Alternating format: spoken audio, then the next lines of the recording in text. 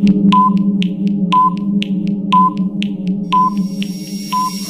हिंद साथियों, स्वागत है एक बार फिर से Kumar Gaurav current affair class notes में, जो आपके सभी परीक्षाओं के लिए बहुत ज़्यादा इंपॉर्टेंट रहते हैं। तो आइए शुरुआत करते हैं आज की क्लास की, जो आपके सभी परीक्षाओं के लिए बहुत ज़्यादा इंपॉर्टेंट रहेगी। खासकर आपका जो पैट का एग्जाम आ रहा है ना, यहाँ से आपके करंट अफेयर के क्वेश्चन बहुत ज़्यादा फंसने वाले हैं। तो आपको केवल और केवल उसमें अच्छा स्कोर करने के लिए इस वीडियो को अवश्य देखना है। तो आइए आगाज़ करते हैं और शुरुआत करते हैं एक मोटिवेशनल कोट के साथ। हो चुका आगाज लड़का, युग बदलने की तैयारी, जीत उसी की होगी जिसका संघर्ष है जारी। ना संघर्ष ना तकलीफ तो क्या खाक मजा है जीने में, अच्छे अच्छे तूफान ढल जाते हैं जब आग लगी हो सीने में। पहला क्वेश्चन आपकी स्क्रीन पर है, बहुत ही मस्त क्वेश्चन और बढ़िया क्वेश्चन है आपके सामने। शिक्षक दिवस कब मनाया जाता है? तो शिक्षक दिवस कब मनाया जाता है मित्रों? ये मनाया जाता है 5 सितंबर को। आप सभी को पता होना चाहिए, ठीक है। 1962 से इस दिवस को मना रहे हैं। और क्यों मनाते हैं? तो एक महान व्यक्ति हैं जिनका नाम है डॉक्टर सर्वपल्ली राधाकृष्णन। कौन मित्रों? डॉक्टर सर्वपल्ली राधाकृष्णन। इनके बर्थडे के उपलक्ष्य में, बर्थडे मतलब बी-डे, इनका जो बी-डे होता है, बर्थडे होता है, इस दिन को शिक्षक दिवस के रूप में मनाते हैं। जो सर्वपल्ली राधाकृष्णन थे हमारे, ये पहले उपराष्ट्रपति थे और सेकंड हमारे राष्ट्रपति थे। इनको 1954 में सर्वप्रथम भारत रत्न से भी सम्मानित किया गया था, ठीक है। और भारत के 2 बार उपराष्ट्रपति ये रहे थे, ठीक है, सर्वपल्ली राधाकृष्णन। और इसके बाद रहे थे 2 बार हामिद अंसारी जी, ठीक है। अब 1954 में भारत रत्न जब दिया गया था तो इनके साथ 2 व्यक्ति और थे, उनको भी दिया गया था। एक आपके थे सीवी रमन, ठीक है, इन्होंने रमन इफेक्ट की खोज की थी। और इसके साथ साथ दिया गया था सी राजगोपालाचारी को। किसे? सी राजगोपालाचारी को। तो ये तीनों पॉइंट आप याद रखना। अब शिक्षा की बात आई है तो आइए जानते हैं विश्व शिक्षक दिवस कब मनाते हैं। तो ये 5 अक्टूबर को मनाते हैं। जबकि आपसे पूछा जाए कि विश्व शिक्षा दिवस कब मनाते हैं, कौन सा मित्रों? विश्व, या माफ करना, ये राष्ट्रीय शिक्षा दिवस है। राष्ट्रीय शिक्षा दिवस कब मनाते हैं? 11 नवंबर को। कब मनाते हैं मित्रों? 11 नवंबर। इसी प्रकार से शिक्षा किस सूची का विषय है? तो शिक्षा संवर्धित सूची का विषय है। नई शिक्षा नीति यानी ये कब आई थी? तो न्यू एजुकेशन पॉलिसी 2020 में आई है। इससे पहले 1986 में आई थी और इससे भी पहले कब आई थी? 1968 में आई थी, ठीक है। इस बार जो 2020 में आई है वो 34 वर्ष बाद आई है। और किसकी सिफारिश पर? तो कस्तूरी रंगन जी की सिफारिश पर यह आई है, ठीक है। और हाल ही में प्राइमरी सेक्टर के लिए 100% NEP को लागू करने वाला पहला राज्य बना है आपका उत्तराखंड, ठीक। यहाँ पर एक और आपको याद रखना है नोट में क्वेश्चन, शिक्षक दिवस पर राष्ट्रपति के द्वारा कितने शिक्षकों को सम्मानित किया गया था? तो 46 शिक्षकों को राष्ट्रीय शिक्षक दिवस के उपलक्ष्य पर यहाँ पर सम्मानित भी किया गया है, ठीक है। और किसके द्वारा? तो राष्ट्रपति। और वर्तमान में राष्ट्रपति कौन है? हमारी द्रौपदी मुर्मू, ठीक है। ये हमारी 15वीं नंबर की द्रौपदी मुर्मू दूसरी महिला राष्ट्रपति हैं, ठीक है। ये पॉइंट आपको याद रखना है। क्वेश्चन नंबर 3 आपके लिए बहुत ज़्यादा इंपॉर्टेंट है, क्वेश्चन नंबर 2। और इसमें आपको जो हमारे अभी कुछ खेल हुए हैं उनके शुभंकरों के बारे में बहुत अच्छी तरीके से याद कराने वाला हूँ। देखिए क्वेश्चन हमारा 36वें राष्ट्रीय खेलों का शुभंकर। तो 36वें राष्ट्रीय खेलों का शुभंकर, ये इसका शुभंकर सबसे पहले जान लीजिए क्या है? सावज, ठीक है। इसमें कुल स्पर्धाओं की संख्या है 36 ही है और ये 36वें नंबर के भी हैं। इनका आयोजन गुजरात के 6 शहरों में होने वाला है। इसका शुभारंभ अहमदाबाद से हुआ है। इसकी थीम क्या है मित्रों? तो खेल से एकता का उत्सव। क्या है मित्रों? खेल से एकता का उत्सव, ये इसकी क्या है मित्रों? थीम है, ठीक है। ये लास्ट टाइम 2015 में खेला गया था केरल में, ठीक है। लेकिन उसके बाद आपको पता है कोविड-19 आ गया, 2 साल तक कोविड रहा, तो 2 साल तक ये डिले हो गया। और पुनः से 2015 के बाद ये 7 साल बाद 2022 में आयोजन इसका किया जा रहा है। और इसका जो थीम सॉन्ग है वो है जुड़ेगा इंडिया जीतेगा इंडिया। जुड़ेगा इंडिया जीतेगा इंडिया इसकी थीम है। अब कुछ शुभंकर आपके लिए बहुत इंपॉर्टेंट है, इन्हें आप सभी लोग नोट डाउन कर रखिएगा। देखिए सबसे पहले खेलो इंडिया यूथ गेम्स। तो यूथ गेम्स कैसे हैं? धाकड़। जो हमारे यूथ होते हैं, युवा होते हैं, वो अपनी धाकड़ता बहुत दिखाते हैं, तो इससे आप याद रख सकते हैं धाकड़ इसका क्या है? शुभंकर है। खेलो इंडिया यूनिवर्सिटी गेम, तो यूनिवर्सिटी में सब वीर लोग पढ़ते हैं, इस प्रकार से आप याद रख सकते हैं। टोक्यो ओलंपिक मिराई तोबा इसका है। Tokyo Paralympic Someity. राष्ट्रमंडल खेल हाल ही में हुए हैं और इसका शुभंकर क्या है? पेरीदा बुल। कुछ समय पहले आपका शीतकालीन ओलंपिक हुआ था और इसमें टॉपर रहा था नॉर्वे। इसका शुभंकर क्या था? विन ड्वेन। इसी प्रकार से आपका रखना है फीफा अंडर 17, इसका शुभंकर क्या था? ईवा। और शतरंज ओलंपियाड जो हुआ है हाल ही में हमारा, इसका शुभंकर है थम्बी, ठीक है। तो ये सारे पॉइंट आपको यहाँ से याद रखने थे। आशा करता हूँ आपको वीडियो अच्छी लग रही होगी, पसंद आ रही होगी, क्योंकि लगातार मैं आपको सारे क्वेश्चन बताता हूँ, किसी भी प्रकार की कोई भी आपको गलत इन्फॉर्मेशन या बकवास भरी बातें नहीं बताता हूँ। तो इसी प्रकार से आपको पढ़ना भी है, अपने समय की बचत करनी है। अगर आप समय की बचत करना चाहते हैं तो इस क्लास से जुड़िए, अपने दोस्तों को भी जोड़िए, ठीक है। आइए बढ़ते हैं अगले क्वेश्चन की ओर। क्वेश्चन नंबर 3 है आपके लिए, बहुत इंपॉर्टेंट क्वेश्चन है, इसरो। और आज हम पूरे 15 क्वेश्चनों पर बात करने वाले हैं। जो हमारे 2 दिन की क्लास छूट गई थी, तो पूरे आज मैंने 15 क्वेश्चन आपके सामने इस छोटी सी वीडियो के में रखे हैं। ठीक है, तो 15 क्वेश्चन आपको देखने हैं आज। क्वेश्चन है 3, इसरो आप सभी लोग जानते हैं, इंडियन स्पेस रिसर्च ऑर्गेनाइजेशन। हाल ही में इसने क्या किया है, इनफेर्टेबल एंड्रोडायनेमिक डिसलेटर तकनीक का सफल परीक्षण किया है। ये डिसलेटर जो होता है वो स्पीड को कम करता है। जैसे मान लीजिए कोई रॉकेट है और वो आसमान में जाता है और उसे अगर हमें वापस लाना है तो वो आते समय उसकी स्पीड जो होती है वो काफ़ी ज़्यादा बढ़ जाती है, और जब स्पीड ज़्यादा बढ़ जाती है तो घर्षण बढ़ जाता है, और जब घर्षण बढ़ जाता है तो मित्रों यहाँ पर इसमें आग लग जाती है। जब आग लग जाती है तो आपको बताइए कल्पना चावला की मृत्यु भी ऐसे ही हुई थी, उनके रॉकेट में आग लगने के कारण। ठीक है, तो इसी को कम करने के लिए, यानी घर्षण को कम करने के लिए, आग को कम करने के लिए हाल ही में इस तकनीक का उपयोग किया गया है, जिसे हम बोलेंगे क्या, IAD। इसका सफल परीक्षण किया है। इससे स्पीड को थोड़ा कंट्रोल किया जाएगा, और जब स्पीड कंट्रोल हो जाएगी तो आग लगने के चांसेस बहुत कम रहेंगे। ठीक है, और इसका हाल ही में सफल परीक्षण किया गया है थुम्बा। ये थुम्बा कहाँ पर है, तो तमिलनाडु, केरल की जो राजधानी है तिरुवनंतपुरम के पास ही है थुम्बा। यहाँ पर इसका हाल ही में सफल परीक्षण किया गया। क्या है ये, तो मैंने बताया, ड्रैग खींचकर, जैसे आप मान लीजिए जब हाई स्पीड रॉकेटों को रोका जाता है, हाई स्पीड रॉकेट होते हैं हमारे, एयर जेट होते हैं, तो उनको रोकने के लिए पीछे क्या लगा होता है, एक पैराशूट लगा देते हैं, जिससे वो हवा को आने से रोकते हैं और उनकी गति को धीमा करते हैं। तो इसी प्रकार से इसमें ड्रैग सिस्टम लगाया जाएगा। इसके द्वारा वायुमंडल से जो गति की सीमा होगी वो कम होगी और आग लगने से ये बच जाएगा। अब इसरो की बात आई है, तो इसरो के हेड कौन है, आप सभी लोग जानते हैं, एस सोमनाथ। इसका हेडक्वार्टर है बेंगलुरु में, और इसकी स्थापना हुई थी 15 अगस्त 1969 में इसकी स्थापना हुई थी। अगले क्वेश्चन की ओर बढ़ते हैं। अगला क्वेश्चन भी आपके लिए बहुत ज़्यादा इंपॉर्टेंट है मित्रों, इसे जरूर देखिएगा। कुछ नई जानकारी, इन्फॉर्मेशन आपको दूंगा। क्या है, राष्ट्रीय अपराध रिकॉर्ड ब्यूरो, इसे हम शॉर्ट में जानते हैं NCRB के नाम से, राष्ट्रीय अपराध रिकॉर्ड ब्यूरो, यानी नेशनल क्राइम रिकॉर्ड ब्यूरो के द्वारा एक रिपोर्ट जारी की गई है, और इसके अनुसार बताया गया है कि किस राज्य में पिछले 8 वर्षों में देशद्रोह के सबसे ज़्यादा मामले देखे गए हैं। तो यहाँ पर टॉप पर है असम, यहाँ पर 69 केस ऐसे देखे गए हैं राजद्रोह के, जबकि सेकंड स्थान पर कौन है, हरियाणा, और यहाँ पर 42 केस देखे गए हैं। राजद्रोह क्या होता है, जब सरकार हमारी चल रही होती है और सरकार को जनता के द्वारा असंतोष रहती है, हमारी जनता, उसका असंतुष्टित रहना क्या कहलाता है, राजद्रोह कहलाता है। ठीक है, राजद्रोह ये कब शामिल किया गया था, तो 1870 में IPC की धारा में से शामिल किया गया था, और इसकी धारा है 124A। क्या है मित्रों, धारा 124A। ऐसे कुछ अन्य राज्य हैं जिन पर कोई भी राजद्रोह का रिकॉर्ड नहीं रहा है, तो वो है मेघालय और मिजोरम। ठीक है, ये पॉइंट आपको याद रखने हैं इस क्वेश्चन से। अगर वीडियो पसंद आ रही हो तो वीडियो को लाइक कर दीजिएगा। ठीक है, चैनल को सब्सक्राइब कर लीजिएगा। क्वेश्चन नंबर 5 है, छत्तीसगढ़ राज्य। कौन सा मित्रों, छत्तीसगढ़ राज्य में 3 नए जिले बने हैं। तो छत्तीसगढ़ राज्य को जानते हैं पहले, सबसे पहले आपको पता है 3 राज्य हमारे अलग बने थे, और वे 3 राज्य कौन कौन से थे, तो उत्तर प्रदेश से आपका अलग हुआ था उत्तराखंड। ठीक है, 9 नवंबर 2000 को। इसी प्रकार से बिहार से अलग हुआ था आपका छत्तीसगढ़, ये कब हुआ था, तो मित्रों आपको याद रखना है 1 नवंबर को। कब मित्रों, 1 नवंबर को। ठीक, और आपको 15 नवंबर को बिहार से झारखंड अलग हुआ था। तो इसी प्रकार से आपको रखना है, छत्तीसगढ़ से अलग कौन हुआ था, मध्य प्रदेश।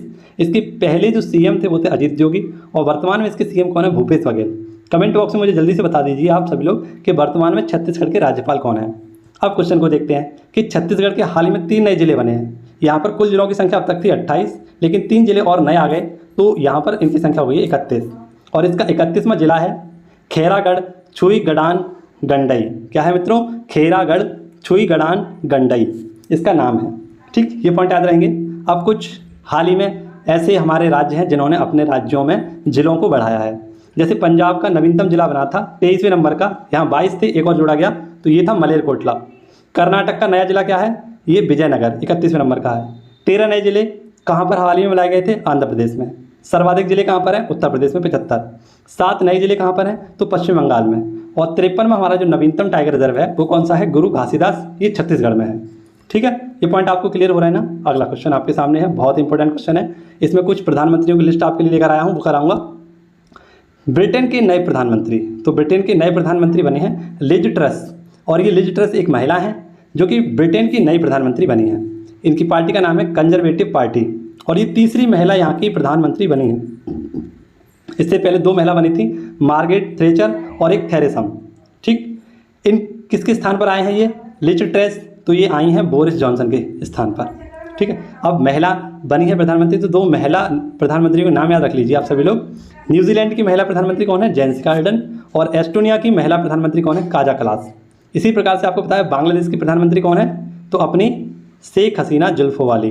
ठीक है, शेख हसीना जुल्फ़ों वाली कहाँ की है? बांग्लादेश की प्रधानमंत्री हैं। ठीक है, ये पॉइंट आपका याद रखा। अब आपको कुछ स्पेशल प्रधानमंत्री कराता हूँ। देखिए मित्रों, उज्बेकिस्तान के राष्ट्रपति कौन है? शौकत अली मिर्जाजेव। इटली के प्रधानमंत्री कौन है? मारियो दागरी।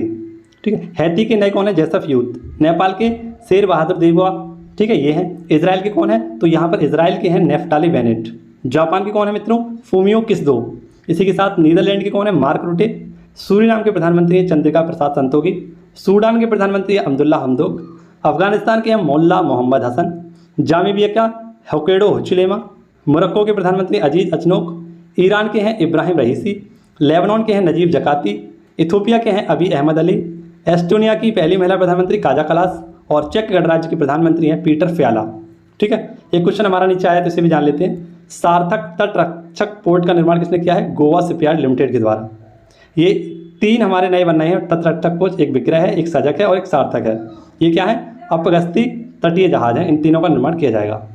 क्वेश्चन नंबर 7 हमारा प्रधानमंत्री श्री योजना। प्रधानमंत्री श्री योजना या पीएम श्री योजना, ये school of rising sun, school of rising India इसकी फुल फॉर्म है। और लगभग 14,500 स्कूलों का विकास किया जाएगा, उन पर उन्नयन किया जाएगा। 5 सितंबर 2022 को इसे शुरू किया गया है। और किसके तहत? तो नई शिक्षा नीति यानी NEP 2020 के तहत इसको लागू किया जाएगा। कस्तूरी रंगन समिति की सिफारिश पर आपको बताया न्यू एजुकेशन पॉलिसी आई थी। क्वेश्चन नंबर 8 है आपके सामने। निडल फ्री, कैसे मित्रों? निडल फ्री वैक्सीन को आपातकाल मंजूरी किसने दी है? तो हाल ही में चीन ने दी है। चीन की राजधानी क्या है? बीजिंग। और चीन का शोक है उसे किसी नाम से जाना जाता है? किस नदी को? तो हुआंगो नदी को। ठीक है, और चीन की सबसे लंबी नदी कौन है? चीन की सबसे लंबी नदी है यांगटीसी यांग नदी। ये यांगटीसी यांग नदी चीन की सबसे लंबी नदी है और इसके साथ साथ ये एशिया महाद्वीप की सबसे लंबी नदी भी है। ठीक है, यांगटीसी यांग नदी, ये पॉइंट आपको याद रखना है। चीन की बात करें तो चीन का किससे अभी तनाव चल रहा है? तो ताइवान से। ठीक, अब निडल फ्री वैक्सीन, इसका नाम क्या है? AD5N-CoV। क्या नाम है? AD5N-CoV। ये कोविड-19 की एक क्या है? वैक्सीन है और निडल फ्री वैक्सीन है। और इसको मंजूरी किसने दी है? चाइना ने, जिसने कोरोना वायरस का निर्माण किया था। उसी ने क्या किया है? निडल फ्री, यानी जिन व्यक्तियों को सुई से डर लगता है उनके लिए नाक में लगाओ निडल और वहाँ से ऑक्सीजन के माध्यम से इसको शरीर के अंदर प्रवेश करा दिया जाएगा। ये 71% तक क्या है? कारगर है और सूंघकर इसका प्रयोग किया जाएगा। प्रतिरक्षा तंत्र को ये काफ़ी मजबूत करेगा। भारत की पहली DNA आधारित कोरोना वैक्सीन कौन सी थी? जायकोव डी। और किसके द्वारा बनाई गई थी? जायडस कैडुला के द्वारा। अगला क्वेश्चन, मोस्ट इंपोर्टेंट क्वेश्चन आप सभी के लिए, क्या है? देश ने थल सेना यानी किस देश के द्वारा थल सेना प्रमुख को जनरल की मानद उपाधि से सम्मानित किया है? तो अक्सर भारत और नेपाल के मध्य ये चलता रहता है। थल सेना के प्रमुखों को यहाँ पर जो हमारी जनरल की उपाधि है नेपाल के द्वारा दी जाती रहती है। तो हाल ही में यहाँ की जो राष्ट्रपति हैं विद्या देवी भंडारी के द्वारा यहाँ का शीतल हाउस यहाँ पर मानद उपाधि से सम्मानित किया है। किसको? तो हमारे थल सेना प्रमुख जिनका नाम है मनोज पांडे, इनको। ठीक है, अब आप सभी को पता है जापान। जापान क्या है मित्रों? एक बफर कंट्री है। बफर कंट्री का मतलब होता है जो बड़े देशों के बीच में फंसा जो देश होता है उसे बफर कंट्री कहते हैं, यानी लैंडलॉक कंट्री भी इन्हें कहते हैं। लैंडलॉक कंट्री यानी एक बड़ा देश हो सकता है लेकिन यहाँ पर हमेशा बफर कंट्री में छोटा देश होगा। यहाँ की राजधानी क्या है? काठमांडू। और आप सभी को पता होना चाहिए काठमांडू में क्या है? सार्क का हेडक्वार्टर है। क्या है मित्रों? सार्क का हेडक्वार्टर कहाँ पर है? काठमांडू में। सार्क में कितने देश हैं मित्रों? 8 देश हैं। ठीक है, और बात करें 8 देश कौन कौन से हैं तो उंगलियों पे आप लोग गिनना मेरे साथ। मालदीव, श्रीलंका, भारत, पाकिस्तान, अफगानिस्तान, नेपाल, भूटान और अफगानिस्तान, माफ करना बांग्लादेश। ठीक, ये 8 देश आपको याद रखने हैं। अब नेपाल के साथ हमारा क्या क्या संबंध है? तो नेपाल में सबसे ऊंची चोटी है माउंट एवरेस्ट। इसी के साथ साथ आपको याद रखना है सूर्य किरण विद्याभ्यास किसके साथ होता है? नेपाल के साथ। लिपुलेख और काला पानी ये दोनों कहाँ से विभाजित है? नेपाल से। ठीक, अब अगला क्वेश्चन आपके सामने है राजपथ का नया नाम। तो राजपथ का नया नाम बनकर क्या रख दिया गया है? कर्तव्य पथ। आप सभी को पता है राष्ट्रपति भवन से लेकर इंडिया गेट तक जो रोड पड़ता है उसका नाम था राजपथ। इसके बीच में एक छोटा सा रोड पड़ता था उसका नाम था किंग्स वे, और किंग्स वे का भी नाम बदलकर चेंज कर दिया गया। क्या? तो जनपथ। अब यहाँ पर आपको पता होना चाहिए राजपथ का नाम क्या हो गया है? कर्तव्य पथ। आप सभी को पता है इसका निर्माण कब किया गया था? जब 1911 में किंग्स जॉर्ज पंचम भारत आए थे तो एक दिल्ली दरबार का आयोजन किया गया था, उसके तहत इस राजपथ को बनवाया गया था। उसी समय इंडिया गेट को भी बनवाया गया था। और आपका जो मुंबई में क्या है मित्रों? गेटवे ऑफ इंडिया का निर्माण भी कराया गया था। ठीक, अब कांडला बंदरगाह का नया नाम क्या है? दीनदयाल उपाध्याय बंदरगाह। जिम कॉर्बेट नेशनल पार्क का नाम क्या है? Ramganga national park. इसी प्रकार से आपको याद रखना चाहिए जो केवड़िया रेलवे स्टेशन है इसका नया नाम क्या है? तो एकता नगर एकता नगर रेलवे स्टेशन इसका नया नाम है। इसी के साथ साथ आपको बहुत सारे चेंजिंग किए गए हैं, इनका भी नाम आपको दिखाना चाहूँगा, लेकिन वीडियो काफ़ी ज़्यादा लंबी होना जाए, इसके लिए आज मैं इसको मिस करता हूँ। अगला क्वेश्चन आपके सामने, साइरस मिस्त्री का निधन। ये साइरस मिस्त्री कौन है? तो टाटा जो कंपनी है उसके सबसे युवा चेयरमैन थे, 6ठे नंबर के। इनका हाल ही में सड़क दुर्घटना के कारण निधन हो गया। ये एक फेमस उद्योगपति हैं। ठीक है, टाटा की बात आई है तो टाटा किसका स्पॉन्सरशिप है? IPL का स्पॉन्सरशिप किसके पास है? टाटा के पास। एयर इंडिया का विलय किसमें कर दिया गया? तो टाटा में कर दिया गया। ठीक है, अगला क्वेश्चन आपके लिए बहुत इंपॉर्टेंट है, सुपुत्रो कप अंतर्राष्ट्रीय फुटबॉल प्रतियोगिता कहाँ शुरू की गई है? तो ये नई दिल्ली में इसका आयोजन किया गया था। 6 सितंबर से इसका आयोजन किया जाएगा। ठीक है, यानी कि आज से इसका आरंभ कर दिया गया है, यानी कल से इसका आरंभ कर दिया गया था। अब फुटबॉल का ये एक कप है। 1960 में एक एयर मार्शल सुब्रतो थे, इनके नाम पर इसको रखा गया और स्कूल के स्तर पर इसे वार्षिक प्रतियोगिता के तहत मनाया जाता है। संतोष ट्रॉफी ये केरल और फाइनल खेला गया था, केरल और पश्चिम बंगाल के मध्य। यहाँ पर केरल विजेता रहा और पश्चिम बंगाल हार गया। क्वेश्चन नंबर 13 आपके सामने, गैसटेक मिलन 2022 का आयोजन। तो गैसटेक मिलन का आयोजन किया गया है मिलान, इटली में। इटली की बात कर लेते हैं पहले। तो इटली की राजधानी है रोम। यहाँ के 2 प्रमुख ज्वालामुखी हैं, विसुवियस और Etna. FAO food and agriculture, इसका हेडक्वार्टर भी कहाँ पर है? रोम, इटली में। इसकी स्थापना कब हुई थी? 16 अक्टूबर को। तो 16 अक्टूबर को हम क्या मनाते हैं? विश्व खाद्य दिवस के रूप में। और इटली का एकीकरण किसने किया था? गैरीबाल्डी ने। अब बात कर लेते हैं गैसटेक की। तो गैसटेक का मतलब है यहाँ पर LNG का मतलब है लिक्विड नेचुरल गैस, और टेक का मतलब है टेक्नोलॉजी, है ना। तो LNG का दुनिया में सबसे बड़ा सम्मेलन है जिसका नाम है गैसटेक सम्मेलन, और ये 2022 में मिलान, इटली में इसका आयोजन किया गया है। अब 2 क्वेश्चन भी आपको याद रखने हैं। क्या? तो क्वेड 2022 का आयोजन कहाँ किया गया? टोक्यो में। बिम्स्टेक 2022 का आयोजन कहाँ किया गया सम्मेलन का? तो कोलंबो, और ये कहाँ पर? श्रीलंका में। नेक्स्ट क्वेश्चन नंबर 15 आपके सामने, सुरेश रैना ने सभी फॉर्मेटों से लिया संन्यास। तो ये क्रिकेटर हैं, काफ़ी फेमस क्रिकेटर हैं, और बहुत बार जब हमारी टीम इंडिया जब फाइनल में या अन्य मैचों में लड़खड़ाती थी तो वहाँ पर सबसे बड़ा जो हीरो उतर के आता था वो था सुरेश रैना। इन्होंने इंडिया को काफ़ी बार डूबने से बचाया है, यानी कि काफ़ी बार इन्होंने टीम इंडिया का नाम रोशन किया है। लेकिन अब इन्होंने क्या किया है, इनके ना खेलने की वजह से इन्होंने सभी जो फॉर्मेट होते हैं T20, वनडे और टेस्ट, इन तीनों से इन्होंने संन्यास ले लिया है। केवल ये क्या खेलेंगे? तो विदेशी लीग खेलेंगे केवल। ठीक है, अब अभी तक आपने चैनल को सब्सक्राइब नहीं किया हो, चैनल को सब्सक्राइब करें, बेल आइकन घंटी को दबाएं, और आज के क्वेश्चन का आंसर आपको अवश्य करना है। ठीक है, क्वेश्चन है आपका, लिबर्टी मेडल 2022 से किसे सम्मानित किया गया है? जो Biden, Vladimir Zelensky, Angela Merkel या फिर नरेंद्र मोदी जी। ठीक है, बताइए कमेंट बॉक्स में। अगर वीडियो आपको अच्छी लगी हो तो आपको सभी को मैं थैंक्स बोलना चाहूँगा। आप सभी लोग वीडियो को लास्ट तक देखते हैं, काफ़ी प्यार भी दे रहे हैं। ठीक है, तो उसके लिए आप सभी को बहुत बहुत धन्यवाद, और इसी प्रकार से अपना प्यार बनाए रखिए। मैं आपको डेली मेहनत करके पसीना बहा बहा कर आपके सामने इन नोट्सों को रखता रहूँगा। ठीक है, अगर वीडियो अच्छी लगी हो तो लाइक कर देना जरूर। मिलेंगे आपसे अगली वीडियो में। जय हिंद, जय भारत। घर पर रहिए, सुरक्षित रहिए और मज़ेदार तरीके से अपनी पढ़ाई को जारी रखिए। धन्यवाद। जय हिंद, जय भारत।